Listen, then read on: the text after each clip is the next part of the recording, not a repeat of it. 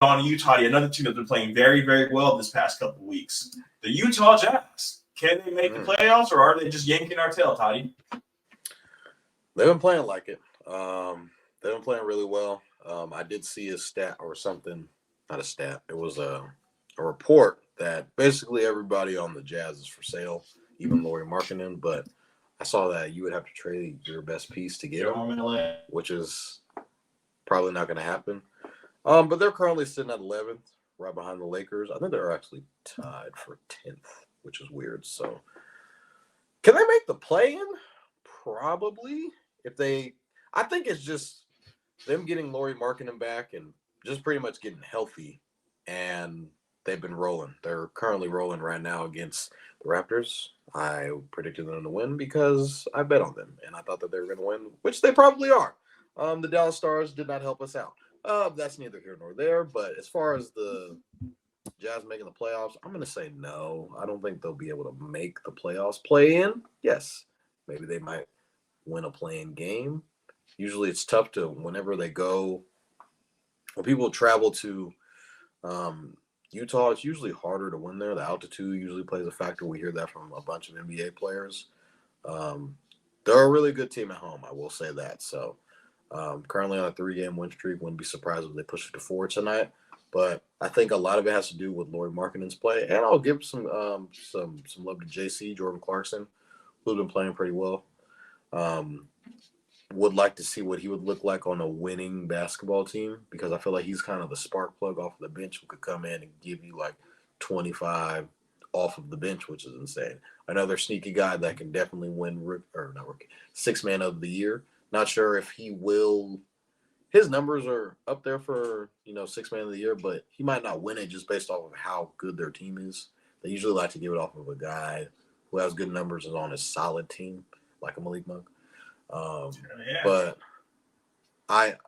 this Jazz team is, now they could prove me wrong, but I don't envision them making the playoffs, because I feel like they're gonna be sellers at the trade deadline. They might start giving up a bunch of guys like John Collins. Jordan Clarkson will probably be in there. Colin Sexton has been playing pretty well for this team too. So they might be able to move a couple of guys. So I don't know if this will be the same team that they have currently constructed. So I'm going to say no, the Jazz won't make the playoffs.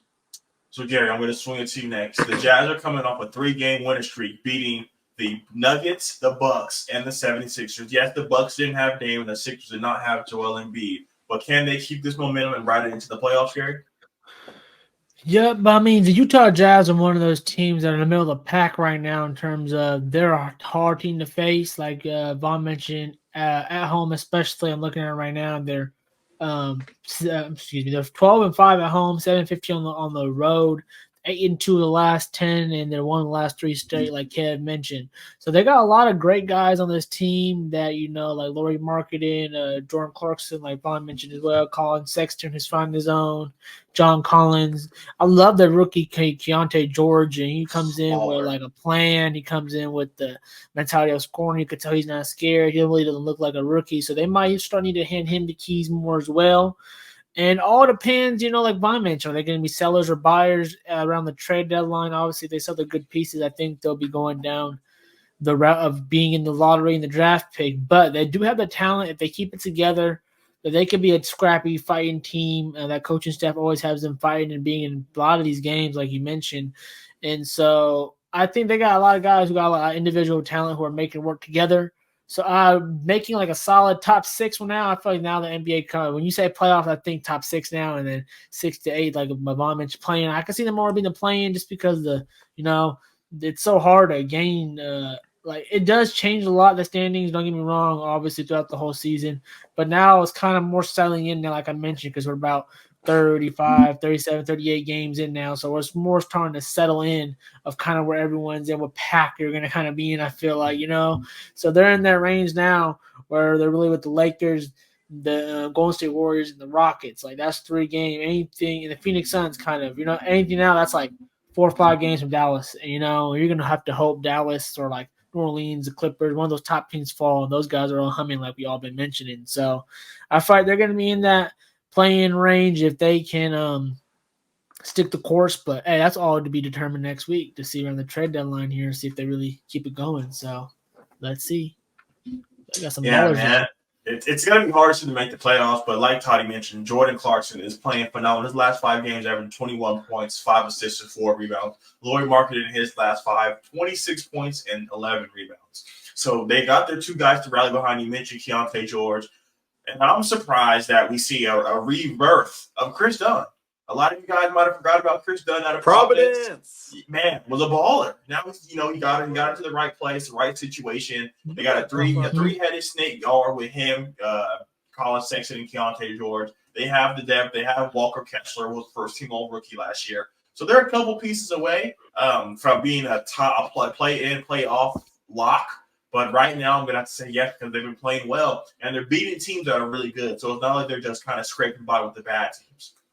So, Garry. Colin Sexton currently has 20 points. Baller. He's been averaging 20 points the last 5 games.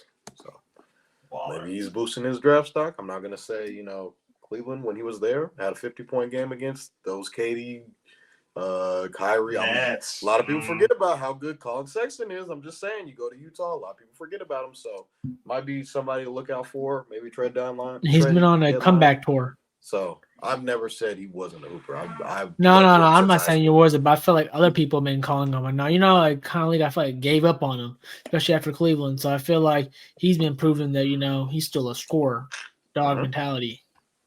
Young boy. We saw at Alabama, and just continue to kind of carry him in his narrative.